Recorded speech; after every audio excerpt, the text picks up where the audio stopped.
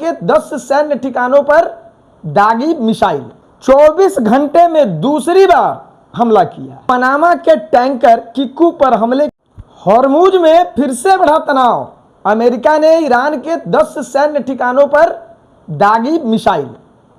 यानी middle east में फिर से तनाव बढ़ गया है और अमेरिका ने 24 घंटे में दूसरी बार हमला किया है। और इस संबंध में ट्रंप ने जारी किया बयान।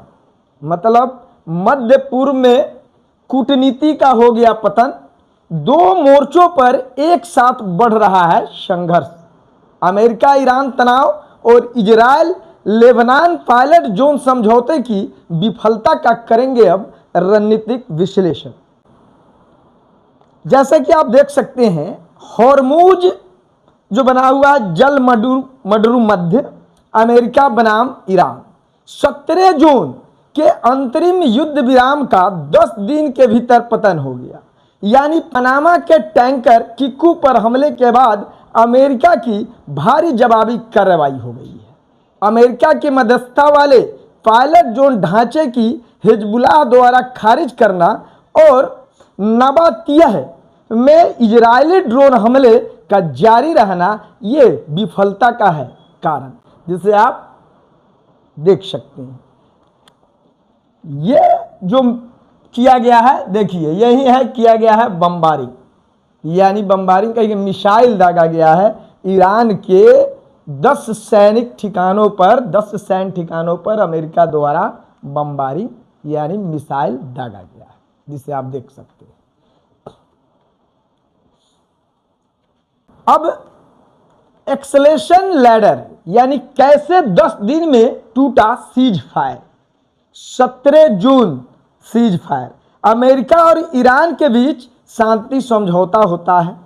पहला उल्लंघन, ईरान द्वारा एवियर लवली जहाज पर हमला किया जाता है। अमेरिका का पहला जवाबी हमला और युद्ध विराम का पालन करने की दी जाती है चेतावनी। फिर किक्कू पर हमला, ईरान ने चेतावनी ठुकराई और 20 लाख बैरल कच्चा तेल ले जा रहे एमटी किक्कू पर एक तरफा ड्रोन स्ट्राइक कर दिया। निश्चित रूप से 24 घंटे के भीतर अमेरिका का अब दूसरा व्यापक मिसाइल हमला, जिसे आप देख सकते हैं 24 घंटे के भीतर अमेरिका का यह दूसरा व्यापक मिसाइल हमला किया गया है।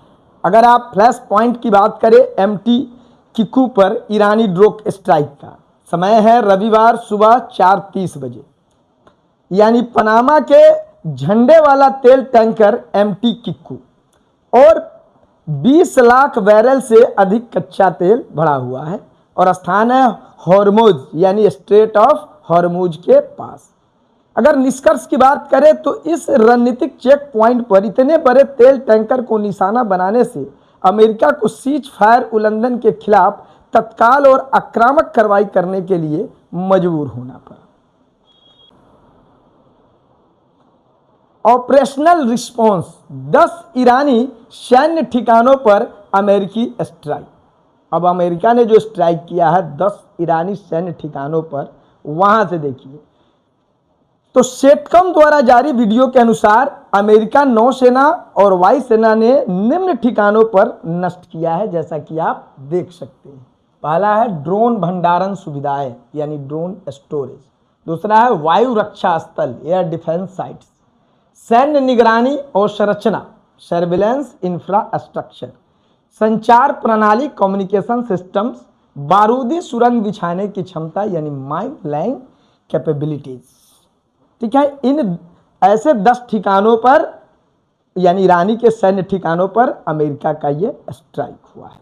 और ट्रंप की एक चेतावनी भी है कि यदि ईरान युद्ध विराम का उल्लंघन करना जारी रखता है तो तनाव उस बिंदु तक पहुंच सकता है जहां इस्लामी राष्ट्र का अस्तित्व ही समाप्त हो जाएगा। ये एक बड़ी चेतावनी है ट्रंप की। अब अगर हम बात करें इजराइल का पायलट जोन प्रस्ताव, ब्लूप्रिंट अगर तर्क पर बात करें, पहला है प्रस्तावित क्षेत्र दक्षिणी लेबनान के 2 विशिष्ट इलाकों को पायलट जोन घोषित करना।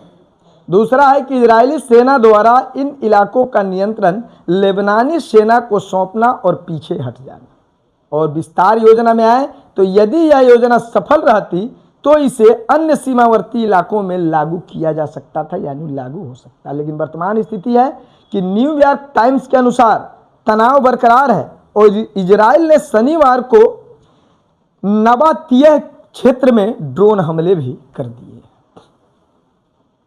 अब वापसी का भ्रम और हिजबुल्लाह की रेड लाइंस देखिए। प्रस्ताव की वास्तविकता क्या है? अमेरिका की मध्यस्थता वाले इस युद्ध विराम ढांचे में इजरायली सेना की चरणबद्ध वापसी का प्रावधान है। विवाद का मुख्य कारण है समझौते के तहत इजरायली सेना को कुछ सुरक्षा क्षेत्रों में बने रहने की अनुमति जो दी गई, यह विवाद का मुख्य कारण है। और हिजबुल्लाह का रुख, हिजबुल्लाह प्रमुख नईम कासिम ने इस प्रस्ताव को खारिज कर दिया है।